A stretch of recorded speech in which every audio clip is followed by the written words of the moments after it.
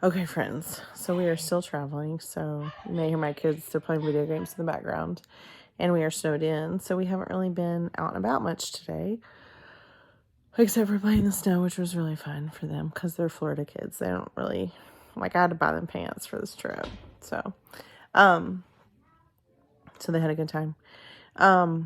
Quick update on our trip. So I spoke with a guy in Liberia yesterday that's going to be in charge of the day we stay, the first and last, and I paid them today online. And it's so funny because every time I keep making payments to Liberia Commerce, they're like, my bank's calling me and texting me. And I told Jeremy, I'm like, don't worry about the fraud alert. Like, it's not fraudulent. I'm paying for our hotel. Because we're going to stay in a little nicer hotel the first and last night so that we make sure to make it to the airport on time. So, but I'm having to sit in kind of a weird spot because my iPad's dead. So there's that. Found out a little bit more about our kids and some of their friends today.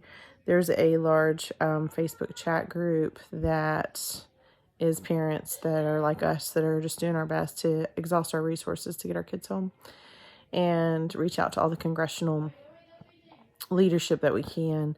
And in that group, I was asking people just like, who are you adopting? Because we know kids that have already been adopted and we've met them, and they ask about their friends and where their friends are going. And as stressful as sometimes the chat group is, just to hear like bad news and more bad news and occasional good news, but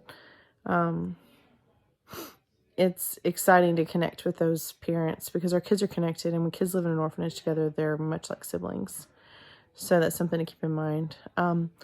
If you're watching this YouTube video and you're considering adoption, but you're like, oh, maybe I'm too old, or, I'm kind of at the parenting finish line, there are two fantastic teenage girls that are waiting to be matched. They don't have to be matched together. They don't have to be adopted together. But they're nearing the age where if you turn 16 and you're not matched, you can't be adopted. And they've grown up in the orphanage for the most part. And they're both waiting and hoping for a family. So if you're interested in that, I have some friends that have adopted teenagers. The program is, I'm doing a YouTube video every day because it's hard, so it's not for the faint of heart. But the teenagers they need families, and they're not as like a typical American teenager. Like, they don't know how to drive. They've never even had like a big wheel to know how to steer. They have educational delays. They have been parentified because they help with the little kids at the orphanage, so they haven't really gotten to be kids yet. They don't really know their favorite foods or their favorite color. Like, they've been living in an environment. So you get all those first and there's not a lot of like drama. Because American teenagers have a whole different set of problems that teenagers that have grown up in an orphanage have. And not that they don't have problems, they do. They're just different. So if you're in the realm of life where you think you could parent a teenager, please reach out to me. Comment below. I'll get in touch with you immediately, or send me your email address or whatever, because we need to find families for these kids. Their time's running out, and once you age out of an orphanage, your chance of things like education, long-term security, jobs, it's difficult. Even if the leadership of the orphanage helps them, it's going to be difficult. So that's what we're hoping. Maybe this YouTube stream will, in the chat rooms and the groups and the social media and the internet attention. The only reason that I'm doing this is to raise awareness for the problem here and to see if we can get more people to help with what needs to be helped with. So, and I'm starting to watch these YouTube videos on women that travel with 4 or more kids. And I found a YouTube channel of a woman that's pretty funny about how she packs snacks and how she has her kids each take a backpack. One of them is their clothes and personal items, and the other is their food. And that's like, they're traveling internationally, and they were headed to Uganda. They've been on a lot of trips though, so these are kids that travel well. So I'm trying to figure out, I bought 2 extra pieces of luggage at like 7 o'clock this morning because I was like, oh, that looks like it would work. Trying to figure out how to get through the airport with 3 kids. And then hopefully we can come home with all of our kids this time. But if we can't, we may be doing this more than once. So there's that. So, yeah, not a whole lot to report today except for packing. Thinking about those 2 girls that need families. Thinking about our kids and how they have been at the orphanage now for almost 3 years. And they've had a family waiting for them for almost 2. So I can't tell you how much it breaks my heart when I see places in our life for them that aren't being used by anyone. Like today when we played in the snow, it's like there's people missing, like right now my kids are playing video games. They're playing like old school Nintendo games, which is pretty funny.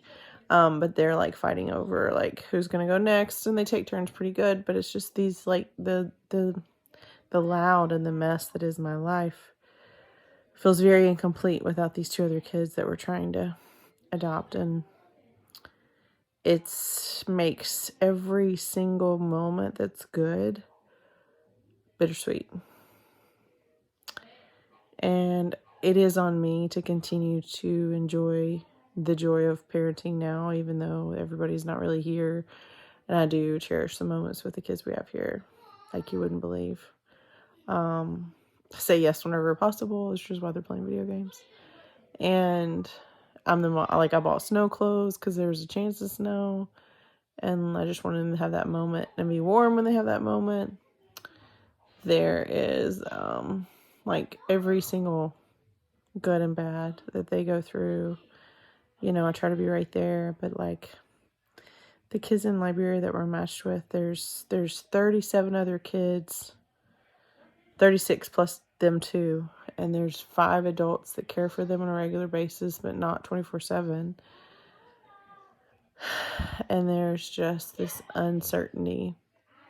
But the one thing is, the last video we got from them, the older one looked and said, "Hi, Mom and Dad. We love you. We hope to see you soon. Thank you for the gifts." And just to fulfill that one hope for her, even if I can't take her home right away, I hope to see her soon. Sorry to get emotional. It's just, it struck me as such a simple request. And I got that video a little bit right around Christmas, and it was for gifts that we had sent that they received in November, but trying to figure out how to upload these videos in a private way that we can send to parents is just kind of hard for the orphanage director. But we hope to see you soon. We love you. We hope to see you soon. And I wasn't sure exactly what they would call us. They don't know us yet, but to them, we're already Mom and Dad. So I think that's great. And I can't wait to meet them.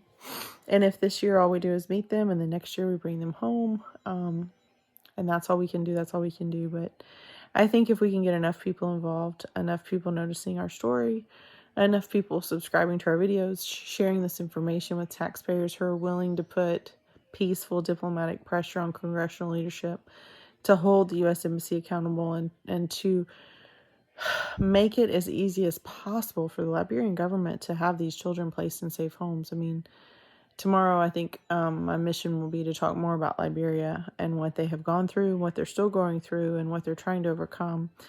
And although Liberia is a young country and it's maybe not considered the safest country to travel with kids, it's not like a huge touristy country, they are recovering from so much, and I am inspired by the country itself. I know there's problems, but I'm inspired by the idea that things can get better, because they can. And the 2 older children that are waiting to be matched in Liberia, in that one specific orphanage,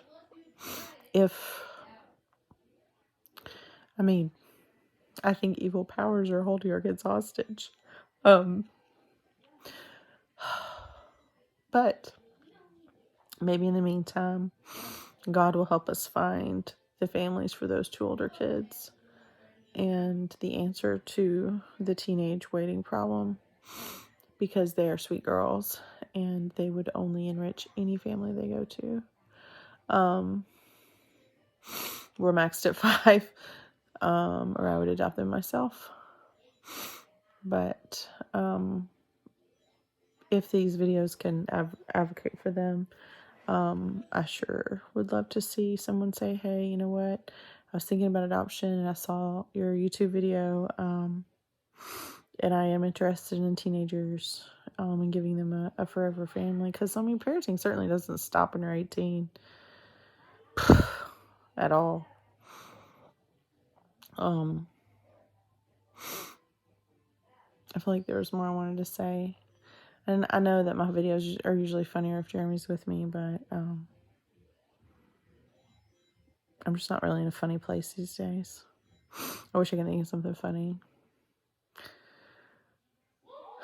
but I can't, because it's just not fun anymore right now.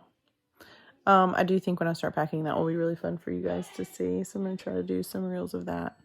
I am going to add our crowdfunding website to the description, as I usually do, and try to advocate for there. And if we get more money than we need, we certainly will give it to other families. We thought we had gotten all that we needed, and we've already given a lot of money to other families. So it's a tax-deductible donation. I promise I'll do good things with it. What else? I think that's all. I hear my kids playing Sonic the Hedgehog, and it takes me back to a special place when I was 9. So, hope you guys have a good weekend. If you're in Tennessee, enjoy the snow.